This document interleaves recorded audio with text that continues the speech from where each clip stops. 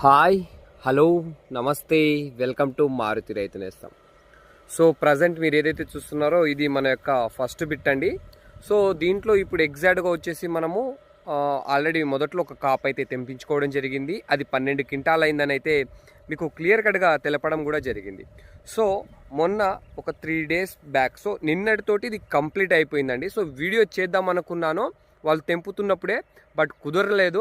So నిన్నటితోటి తెంపడం అయితే close అయిపోయింది. Second కాపు, రెండో కాపు తెంపడం పూర్తిగా కంప్లీట్ అయింది. తెంపిన తర్వాత మళ్ళీ మూడో కాపుకైతే కాయలు అయితే మీకు కనబడుతున్నాయి కదా, ఈ విధంగా కాయ అయితే ఉంది. సో ప్రజెంట్ తెంపినటువంటి సెకండ్ కాపు కనుక చూసుకున్నట్లయితే నియర్లీ 15 క్వింటాలకు అయితే వెళ్ళాలని అనుకుంటున్నాను.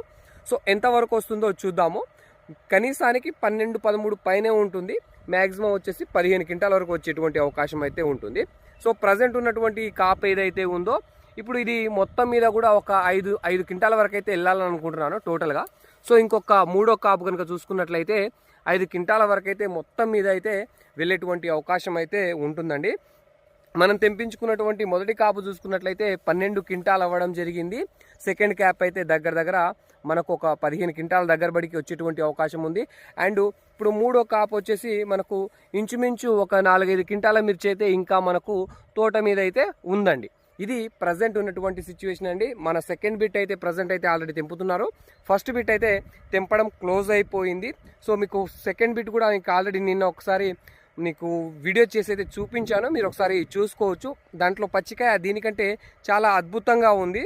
సో ఎందుకంటే అది ఒకటే కాపు తెంపించాను. ఇప్పుడు అంటే తెంపించేది ఫస్ట్ కాపు, ఇది 2 కాపులు తెంపించడం జరిగింది. ఇది మూడో కాపుకు రావడం అయితే జరిగింది.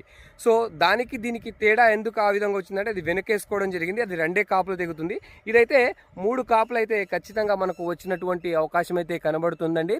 సో మనం వేసుకున్నటువంటి సీడ్స్ ఏంటి అన్న అంశం గురించి ఫర్దర్ వీడియోలో మీకైతే చెప్తాను. అండ్ వేసుకున్నటువంటి రకం ఏంటి అన్నది కూడా మీరు ప్రీవియస్ వీడియోలోకి అయితే వెళ్ళి కూడా చూసుకోవచ్చు.